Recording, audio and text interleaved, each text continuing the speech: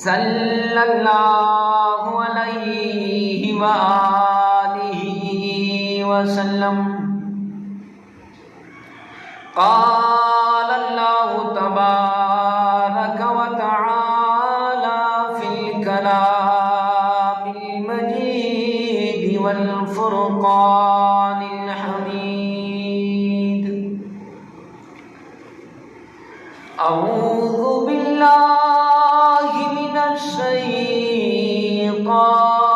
الرجیم۔ بسم اللہ الرحمن الرحیم۔ فبشرناہ بغلام حلیم۔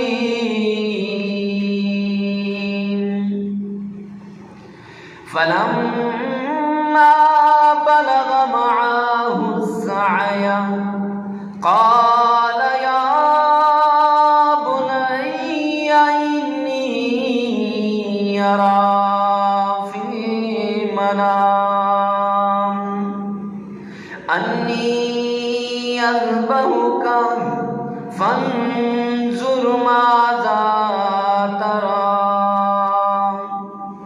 قال يا أبت افعل ما تؤمر ستجدني إن شاء الله من الصابرين۔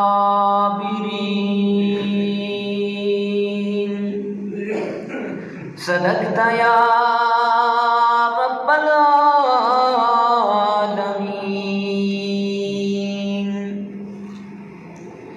قال النبي صلى الله عليه وآله وسلم: أنا ابن ذبيحين،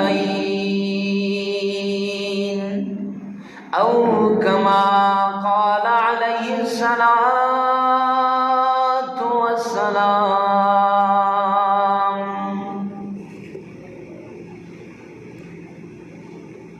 لخت دل اے میرے ننھے سے پسر، خواب میں مجھ کو یہ آیا ہے نظر،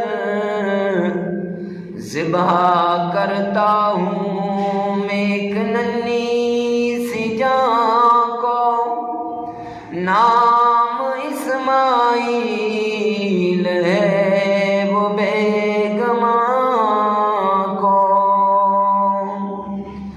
اب بتا تو سوچ کر جلدی مجھے، دل تیرا کیا رائے دیتا ہے مجھے۔ حضرت اسماعیل علیہ السلام بولے: اے خلیل اللہ، اے میرے پدر، اے خلیل اللہ،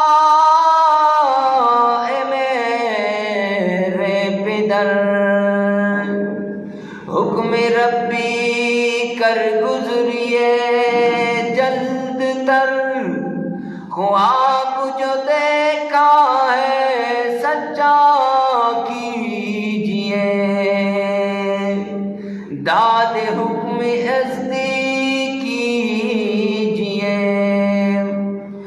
رائے مولا میں لٹائیں گے مجھے، صابروں میں آپ پائیں گے مجھے۔ معزز سامعین کرام، میں نے آپ کے سامنے قرآن مجید فرقان حمید 23واں پارہ سورہ صافات آیت نمبر 101 اور 102 تلاوت کی ہیں۔ آپ اللہ سبحانہ و تعالیٰ کی برگاہ عالیہ مقدسہ مطہرہ میں دعا کیجئے کہ مولا مجھے کما حق ہو کما ینبغی کہنے کی توفیق عطا فرمائے، مجھے اور آپ کو سن کر اس پر عمل کرنے کی بھی توفیق عطا فرمائے۔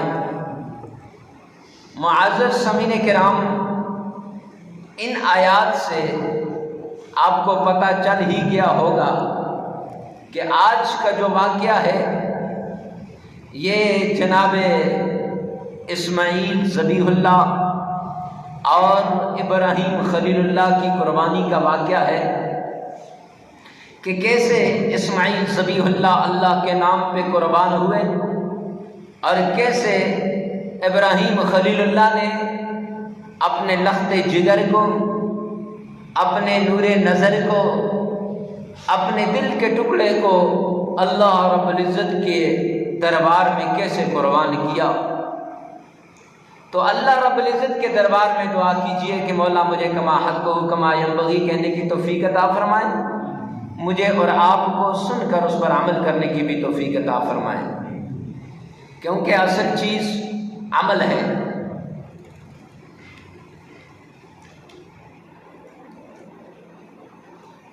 تو معزز سامعین کرام، پچھلے جمعے سیدنا اسماعیل ذبیح اللہ کا واقعہ بیان کیا تھا کہ ابراہیم خلیل اللہ ایک روایت کے مطابق 86 سال اور ایک روایت کے مطابق 94 سال کی عمر تک ان کو اللہ رب العزت نے اولاد نہ دی۔ آزمائش آئی تھی ابراہیم خلیل اللہ پر۔ اس آزمائش کے بعد جب اللہ نے حضرت ہاجرہ کے بدن سے سیدنا اسماعیل ذبیح اللہ دیے تو ابھی بچپنا ہی تھا سیدنا اسماعیل ذبیح اللہ کا کہ اللہ کی طرف سے امر آ گیا، حکم آ گیا، اے پیارے خلیل اپنے لخت جگر کو بواد غیر ذی زرع عند بیتک المحرم، ایسی جگہ چھوڑا، ایسے جنگل میں چھوڑا، ایسی بیابان جگہ میں چھوڑا جہاں پہ نہ کوئی بندہ ہو اور نہ کوئی بندے کی ذات، نہ جہاں پہ نہ کوئی کھانے کی چیز ہو، نہ پینے کی چیز ہو، نہ کھانا ملتا ہو نہ پینا ملتا ہو، وہاں چھوڑا۔ ربا کیسا امتحان تھا! ابھی تو اسماعیل ذبیح اللہ عطا کیے تھے اور ابھی حکم ہو گیا کہ اس کو چھوڑا۔ ابھی تو آگ سے بچا تھا، ابھی تو حضرت سارہ بدماش بادشاہ کے چنگل سے آزاد ہوئی تھی۔ ابراہیم خلیل اللہ پہ آزمائش دی گئی۔ خیر، رب کا حکم تھا، حضرت ہاجرہ کو لے کر، اپنے لخت جگر کو لے کر اس وادی میں چلے گئے اور وہاں جا کے اپنے بچے کو چھوڑ دیا، ایسی جگہ جہاں نہ کھانے کے لیے کچھ نہ پینے کے لیے کچھ۔ تو حضرت ہاجرہ نے دیکھا کہ ابراہیم خلیل اللہ بات بھی نہیں کر رہے اور ایسی جگہ پہ چھوڑ کے جا رہے ہیں جہاں کوئی انسان نہیں ہے۔ تو پھر حضرت ہاجرہ پریشان ہوئی۔ فرمایا سیدہ ہاجرہ پریشانی کے عالم میں اپنے ننھے اسماعیل کو اٹھاتی ہیں، اپنے سینے سے لگا کے سیدنا ابراہیم خلیل اللہ کو پکارتی ہیں، اے ابراہیم خلیل اللہ، مجھ سے کیا گناہ ہو گیا، مجھ سے کون سا ایسا جرم ہو گیا کہ جس جرم کی سزا مجھے دے رہے ہو، ایسے بیابان جنگل میں مجھے چھوڑ کے جا رہے ہو۔ سیدنا ابراہیم خلیل اللہ پیچھے مڑ کے تو دیکھتے ہیں لیکن منہ سے کوئی آواز نہیں نکالتے۔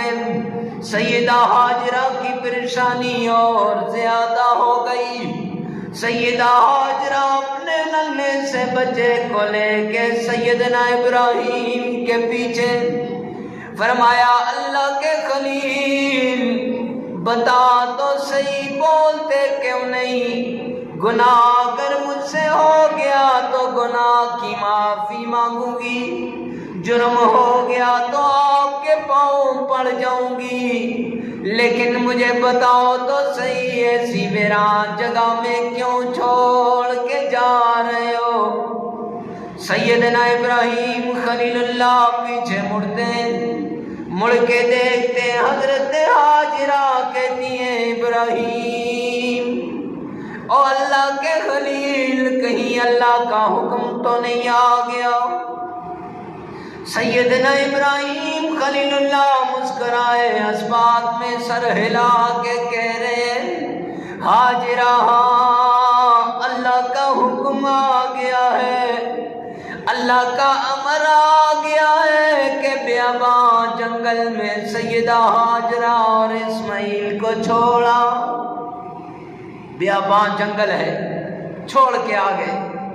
سیدہ ہاجرہ کہتی ہیں اگر اللہ کا حکم ہے اللہ میرے بچے کو ضائع نہیں کرے گا، اگر اللہ کا حکم ہے اللہ میری جان کو بھی ضائع نہیں کرے گا۔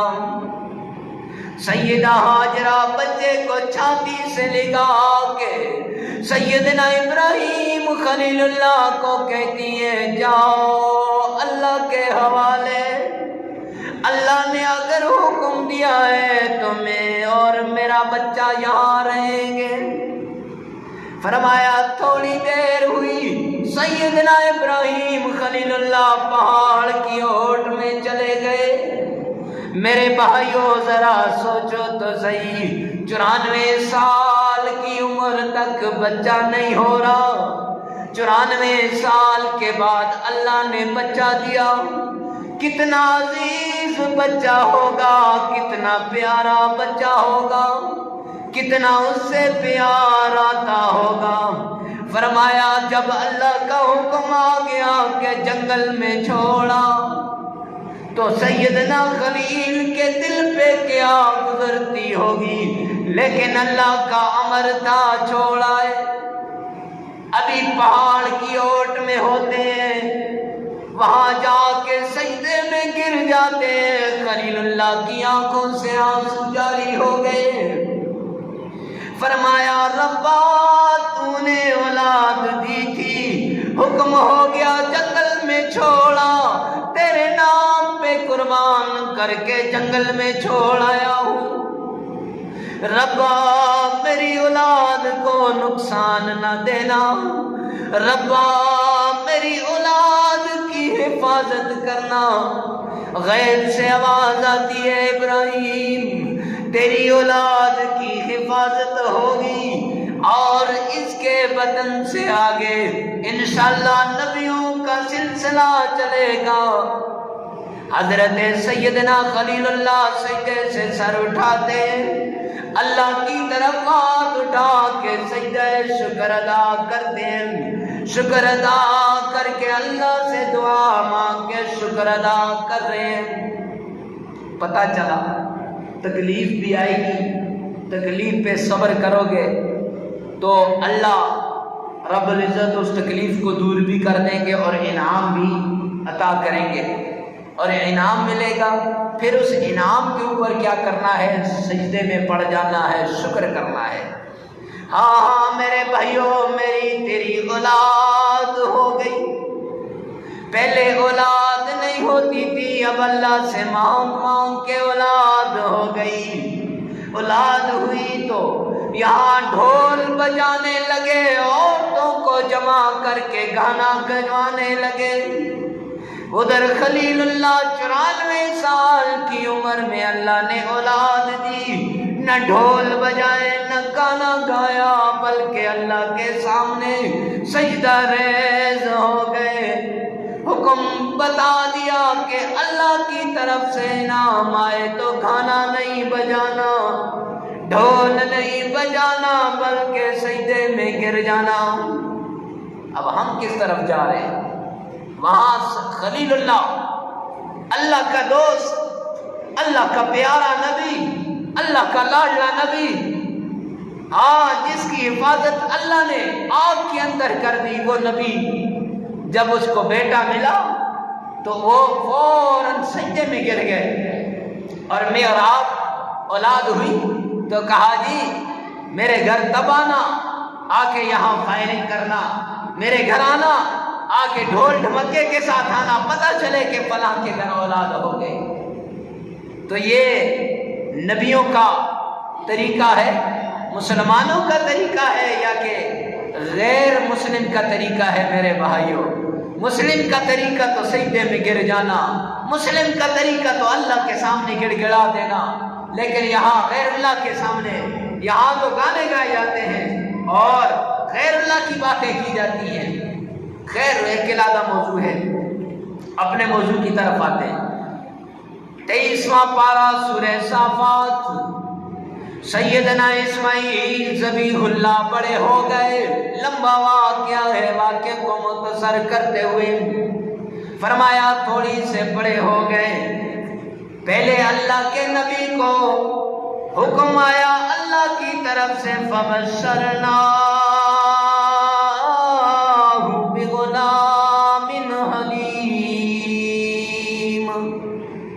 اے نبی تجھے بیٹا عطا کیا جائے گا، تجھے خوشخبری ہو، تجھے حلیم بردبار بیٹا عطا کیا جائے گا۔ بیٹا عطا ہو گیا۔ ایک روایت میں آتا ہے کہ یہ جو حلیم کا لفظ ہے، یہ حلیم کی جو صفت ہے بغلام حلیم، یہ سیدنا اسماعیل ذبیح اللہ کی صفت ہے۔ آگے واقعے میں آپ کو پتہ چل جائے گا کہ کیوں اللہ نے حلیم کی صفت سیدنا اسماعیل ذبیح اللہ کو دی، وہ پتہ چل جائے گا۔ لیکن یہ واحد صفت ہے جو سیدنا اسماعیل ذبیح اللہ کو اللہ رب العزت عطا فرماتے ہیں۔ فرمایا کہ دوسری جگہ پہ آتا ہے کہ حضرت ابراہیم خلیل اللہ کے بارے میں، وَبَشَّرْنَاهُ بِإِسْحَاقَ نَبِيًّا، اے ابراہیم تجھے اسحاق نبی کی خوشخبری سنائی جا رہی ہے۔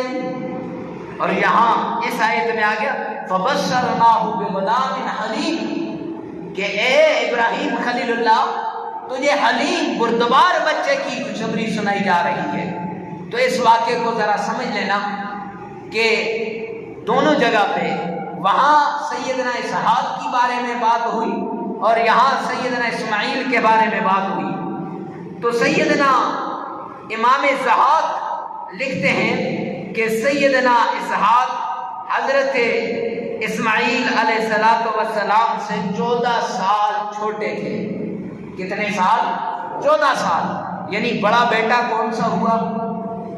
اسماعیل ذبیح اللہ۔ کون سا ہوا؟ اسماعیل ذبیح اللہ۔ اور چھوٹا بیٹا کون سا ہوا؟ سیدنا اسحاق۔ ہاں، سیدنا اسحاق چھوٹے ہیں سیدنا اسماعیل ذبیح اللہ سے کتنے سال؟ 14 سال۔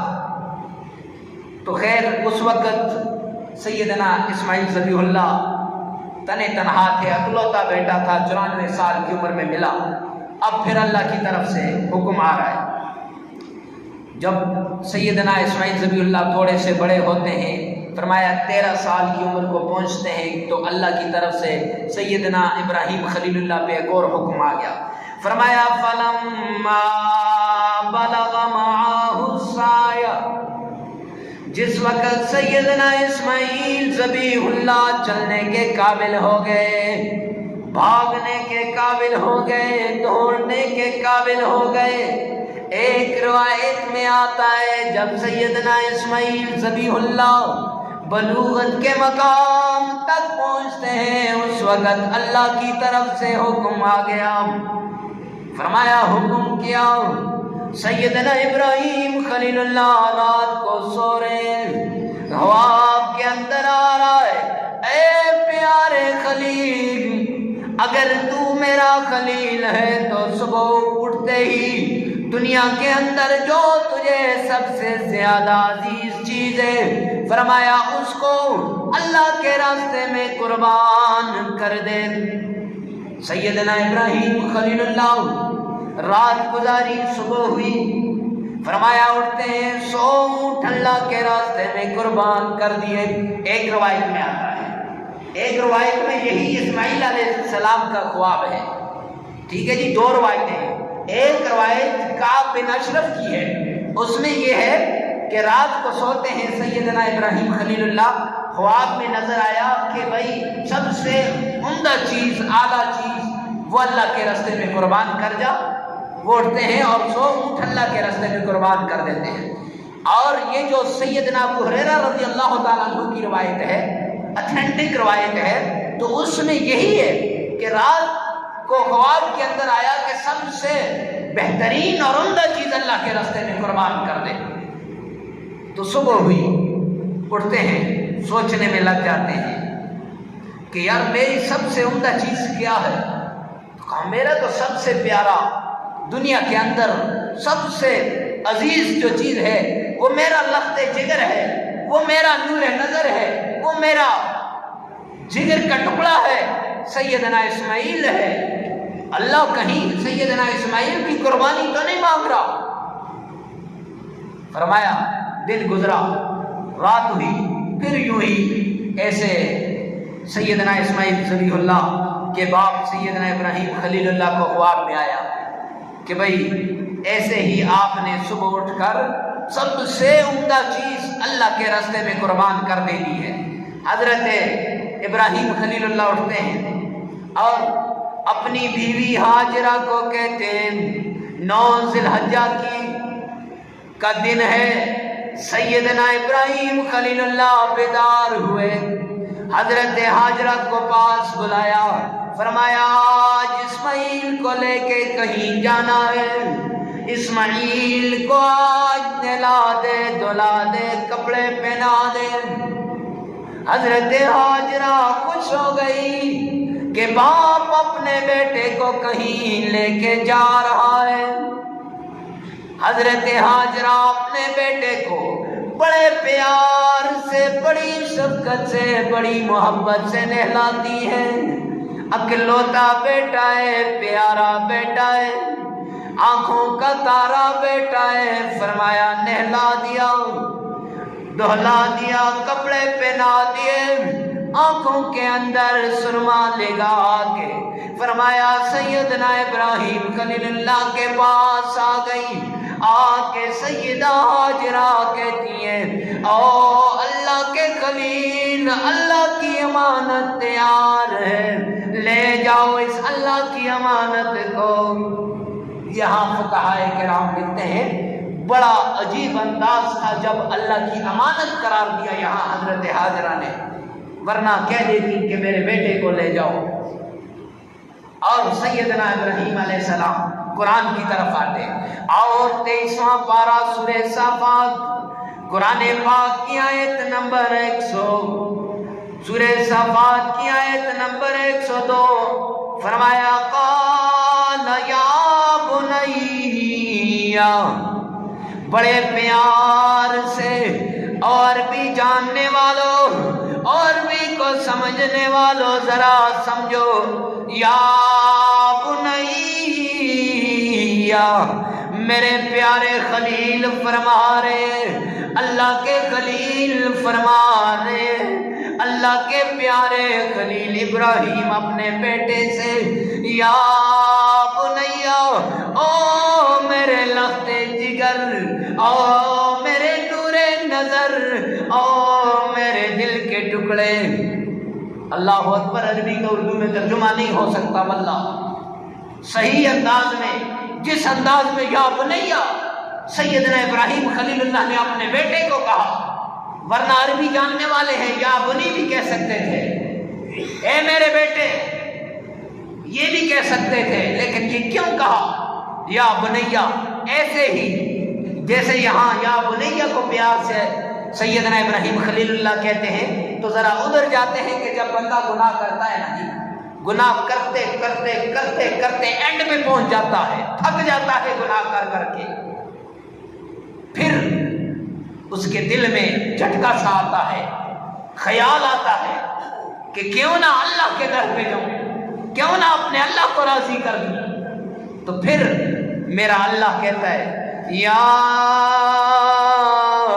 ایھا الانسان، او میرے لاڈلے بندے، او میرے پیارے بندے،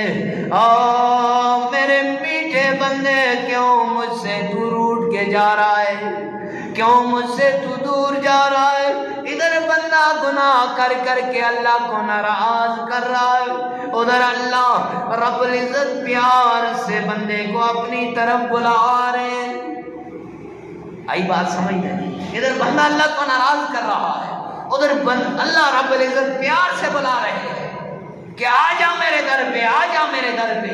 ایسے ہی پیار سے، محبت سے، عقیدت سے، الفت سے سیدنا خلیل اللہ اپنے بیٹے کو کہہ رہے ہیں، فرمایا یا بنیا، آ میرے لختے جگر، آ میرے نور نظر، آ میرے پیارے بیٹے، فرمایا انی ارا فی المنام، پیارے بیٹے رات کو خواب میں دیکھتا ہوں، انی اذبحک، میں تجھے ذبح کر رہا ہوں، میں تجھے ذبح کر رہا ہوں۔ ایک روایت امام بغوی رحمۃ اللہ علیہ لکھتے ہیں یہ پہلی مرتبہ نہیں کہہ دیا، یوں ہی جب ماں نے بچے کو تیار کیا تو اس وقت یہ نہیں کہا، یہ اس وقت کہا ہے جب آگے چل کے پہاڑ کی اوٹ میں چلے گئے وہاں کہا تھا۔ ذرا اس طرف جاتے ہیں کہ امام بغوی نے کیا کہا۔ امام بغوی لکھتے ہیں کہ سیدنا ابراہیم خلیل اللہ جب اپنے بیٹے کو لے کر گھر سے نکلتے ہیں، ساتھ رسی بھی لی اور چھری بھی لی، چھری اور رسی لے کر جا رہے ہیں۔ فرمایا کہاں لے کے جا رہے ہو؟ تو سیدنا ابراہیم خلیل اللہ نے فرمایا جنگل کی طرف لے کے جا رہا۔ ہاں، ادھر اسماعیل ذبیح اللہ کا ہاتھ پکڑ کے ابراہیم خلیل اللہ لے کے جا رہے تھے، ادھر شیطان تڑپ اٹھتا ہے کہ یہ آج ابراہیم خلیل اللہ کامیاب ہونے جا رہا ہے، اسماعیل ذبیح اللہ کامیاب ہونے جا رہا ہے، انہیں ناکام کیا جائے، کیسے ان کو ناکام کیا جائے؟ شیطان تڑپ اٹھتا ہے۔ فرمایا سیدنا ابراہیم خلیل اللہ اپنے پیارے بچے کو گھر سے لے کر نکلتے ہیں، ابھی تھوڑا دور ہی جاتے ہیں، شیطان مردود سیدہ ہاجرہ کے پاس آ جاتا ہے۔ کیوں آیا تو ہاجرہ کے پاس؟ کیوں تو ابراہیم خلیل اللہ کے پاس نہیں گیا؟ اسماعیل ذبیح اللہ کے پاس نہیں گیا؟ کہتا ہے عورتوں کا ایمان کچا ہوتا ہے، عورتیں جلدی ایمان سے پھر جاتی ہیں، اس لیے سیدہ ہاجرہ کے پاس آ گیا۔ یہاں سیدہ ہاجرہ کے پاس آ کے کہتا ہے او ہاجرہ تجھے پتہ ہے اللہ نے اتنی تگ و دو کے بعد جو تجھے نور نظر عطا کیا، جو لخت جگر دیا ہے، ابراہیم اسے ذبح کرنے کے لیے لے کے جا رہا ہے۔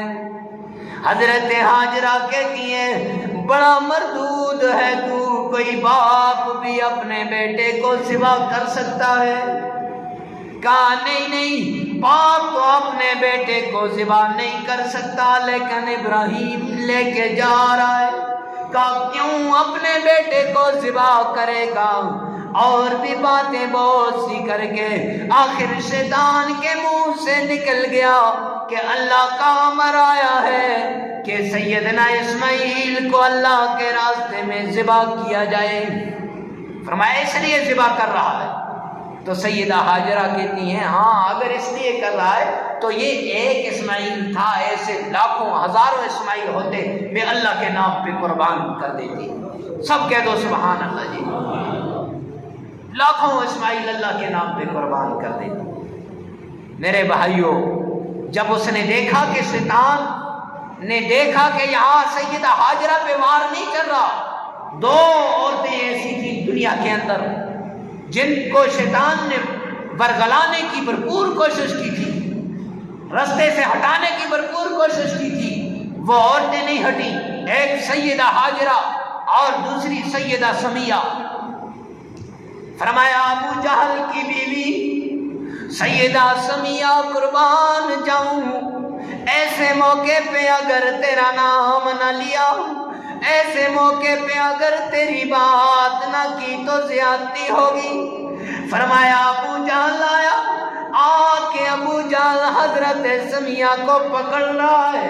بیوی ہے حضرت سمیہ ابو جہل کی, پکڑ کے کہتا ہے او بی بی اللہ کے پیارے نبی کا نام چھوڑ دے, نہیں تو تجھے یہاں اس کڑھائی کے اندر ڈال دوں گا. بڑا کڑھایا تھا, بڑا, اس نے اس کے نیچے لکڑیاں جلا جلا کے اس تیل کو ابالا ہوا تھا. سم قربان جاؤں حضرت سمیہ تیرے ایمان پہ, تیرے جرات پہ. کہتی ہے ابو جہل تو نے میری کمزوری کا فائدہ اٹھایا, عورت ہونے کا فائدہ اٹھا کے کہتا ہے کہ اس کڑھائی میں ڈال دوں گا. جا ڈال دے تو مجھے اس کڑھائی کے اندر, میں اپنے نبی کا ایمان نہیں چھوڑوں گی. فرمایا ابو جہل پیچھے ہٹا, مکے کے بڑے بڑے نوجوانوں کو بلایا. حضرت سمیہ 70 سال کی بڑھیا ہے, اور اس کے گلے میں رسی باندھ کے, پاؤں میں رسی باندھ کے سمیہ کو کھینچنے لگا. سمیہ قربان جاؤں مکے کے بڑے بڑے نوجوان تجھے کھینچ رہے ہیں, اور تو کہتی ہے کھینچو کھینچو. میرے سینے میں نبی کی محبت ہے, میرے سینے میں نبی کا پیار ہے, اس سینے میں اور کسی کا پیار نہیں آ سکتا. جب وہ کھینچ رہے ہیں مکے کی گلیوں میں, حضرت سمیہ کی زبان پہ لا الہ الا اللہ اس کی صدا ہے. فرمایا ادھر زمین پہ حضرت سمیہ کی زبان پہ لا الہ الا اللہ کی صدا ہوئی, ادھر اللہ کو یہ کلمے اتنے پسند آئے کہ عرش پہ اللہ نے سارے فرشتوں کو, رضوان کو اور حوروں کو کہا کہ پڑھو لا الہ.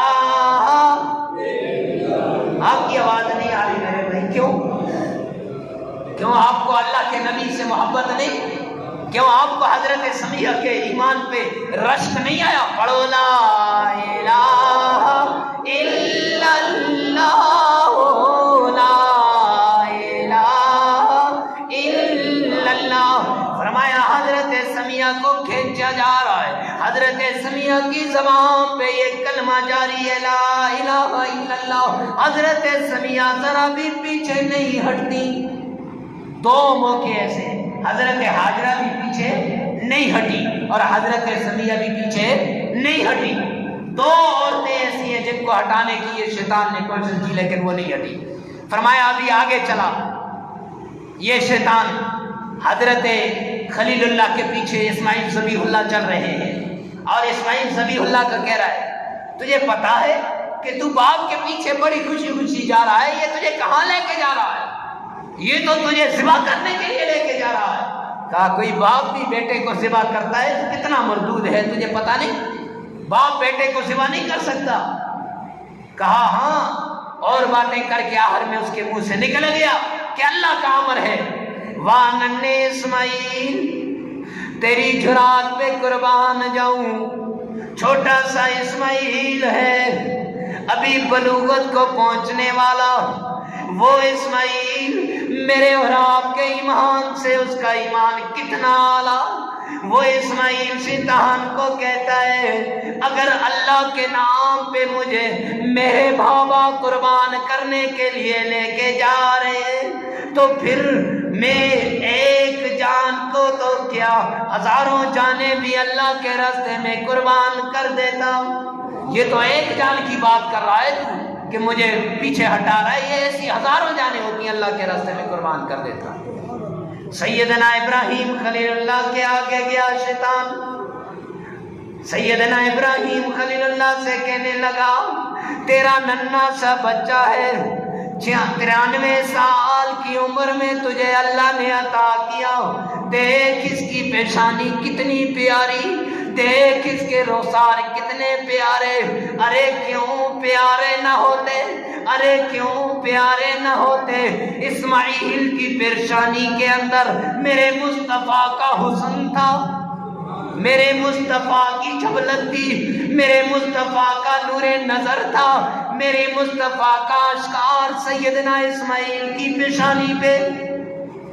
ایک روایت میں آتا ہے امام ضحاک بھی لکھتے ہیں اور ان کے ساتھ ابو طفیل نے حضرت عبداللہ بن عباس کی روایت نقل کی ہے کہ جب ابراہیم خلیل اللہ کو یہ بات کہی تو سیدنا ابراہیم خلیل اللہ مڑ کے سیدنا اسماعیل کی طرف دیکھتے ہیں.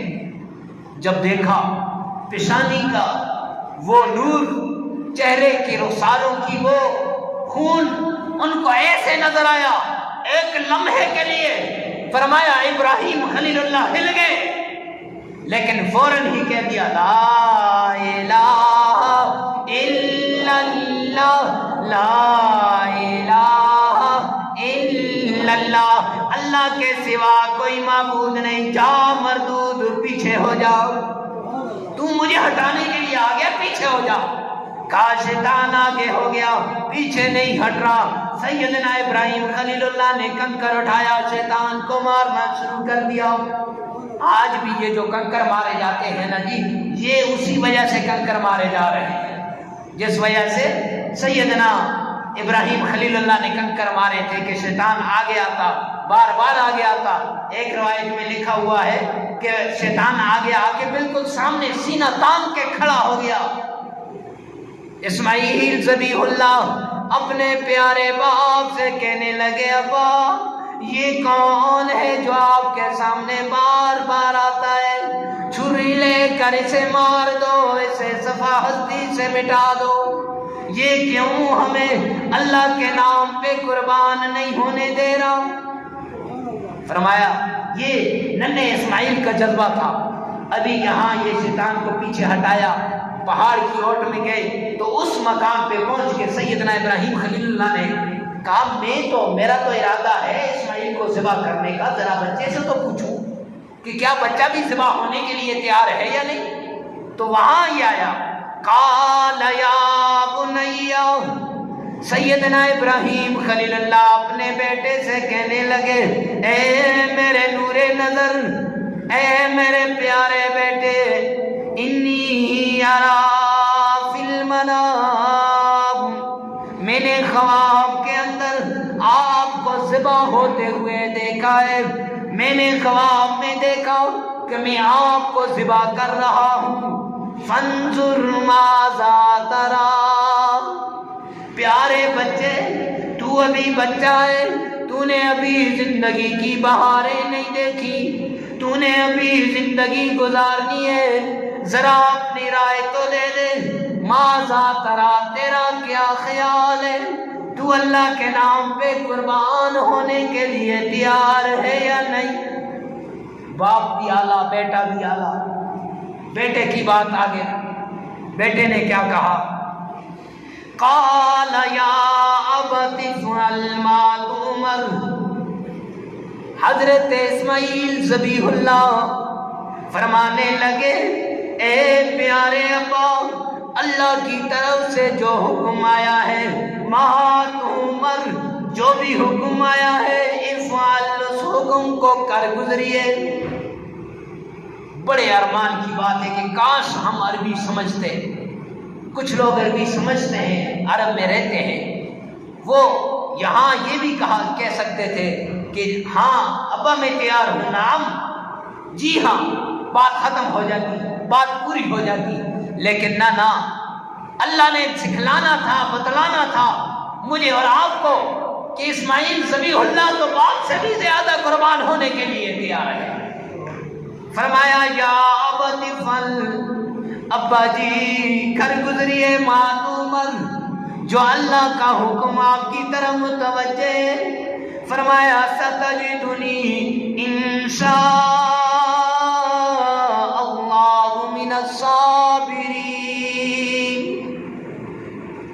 انشاءاللہ اگر اللہ نے چاہا تو مجھے آپ صبر کرنے والوں میں سے پاؤ گے.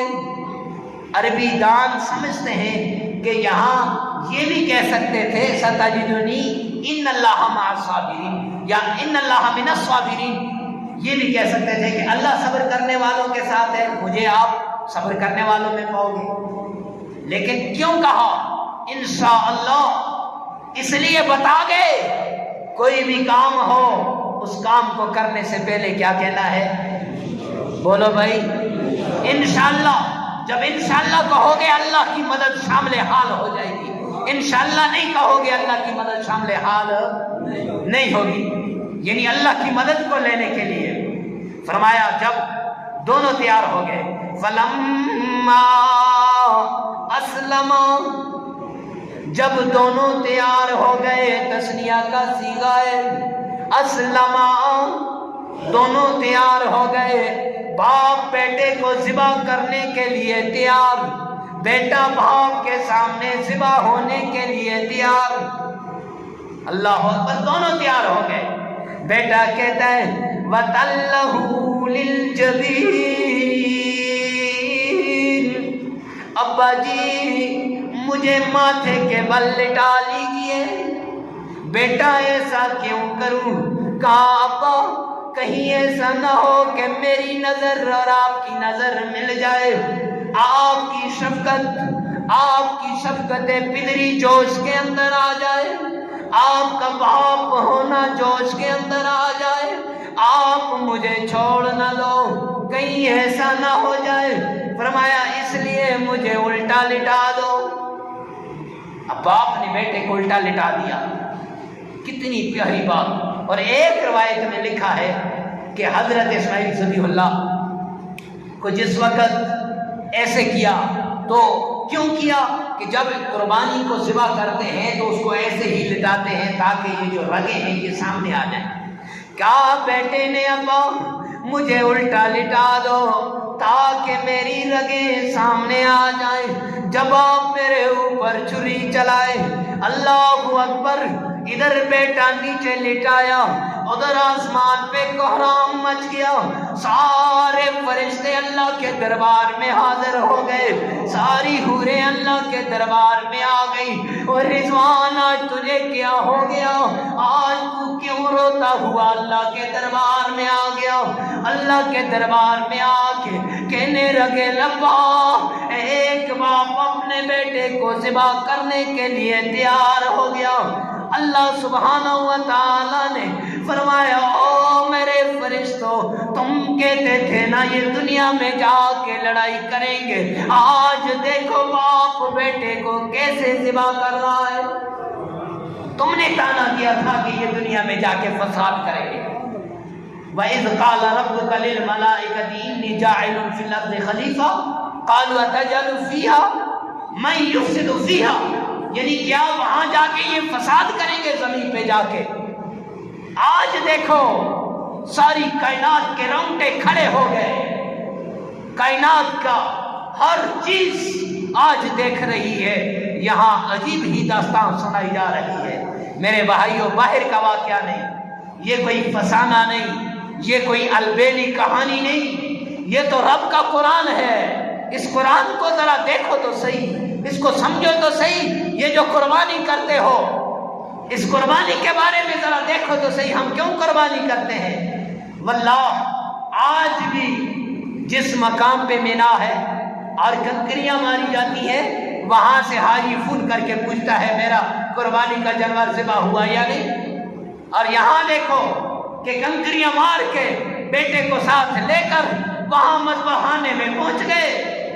واللہ آج کا نوجوان نہیں جا سکتا، اور 94 سال کا بوڑھا ابراہیم اپنے بیٹے کو لے کے جا رہا ہے اور وہاں جا کے اپنے بیٹے کو ذبح کر رہا ہے۔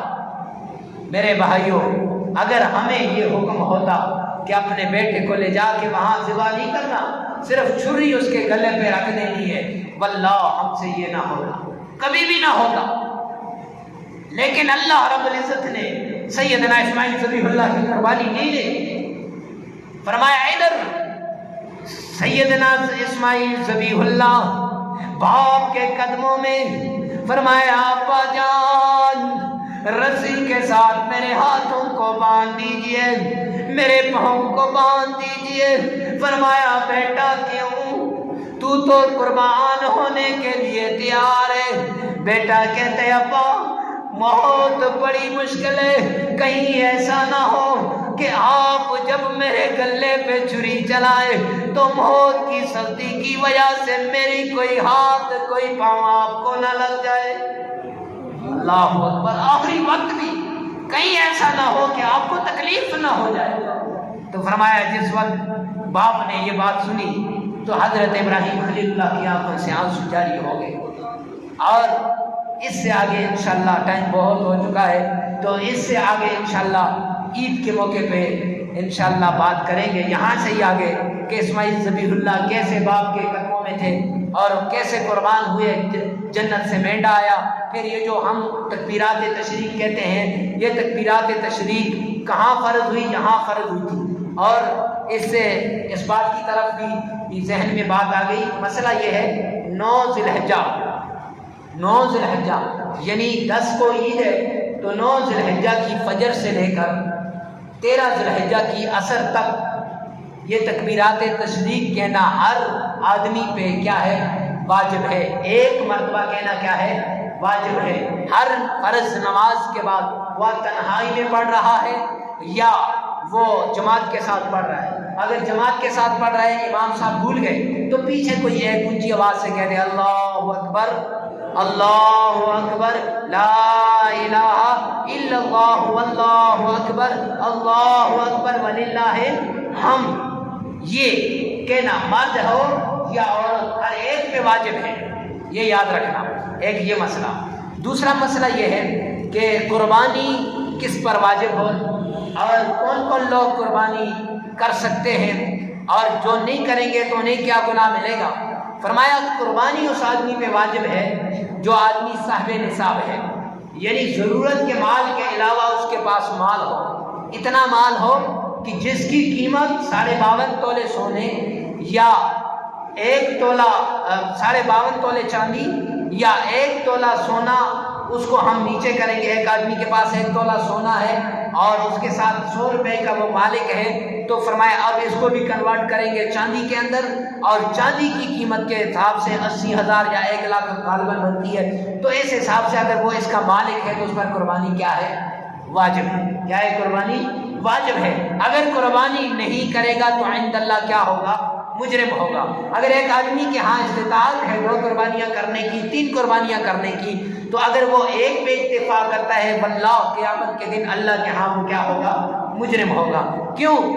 मेरे प्यारे हबीब ने फरमाया था कि ये कुर्बानियाँ किसके लिए हैं, इन्ना सलाती व नुसुकी व महयाया व ममाती लिल्लाह।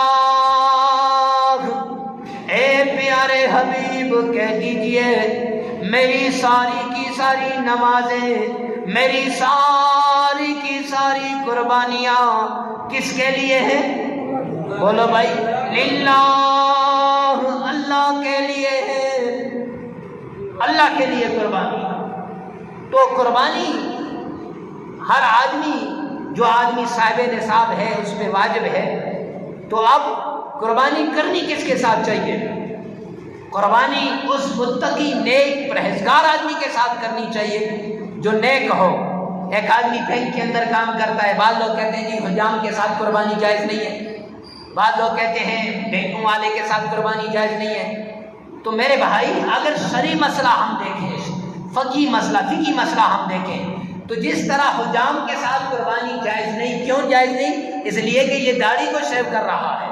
तो मेरे भाई अगर ये दाढ़ी शेव कर रहा है, इसके साथ कुर्बानी जायज़ नहीं, तो जो शेव करवा रहा है उसके साथ तो बतरीके औला जायज़ नहीं है, फिर कुर्बानी है या नहीं, ये मसला।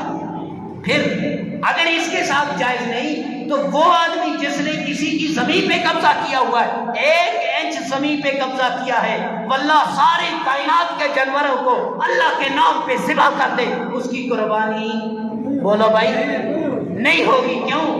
इन्ना सलाती, अल्लाह के प्यारे हबीब फरमा रहे, और लोगों मेरी नमाजें, व नुसुकी, और मेरी कुर्बानियाँ किसके लिए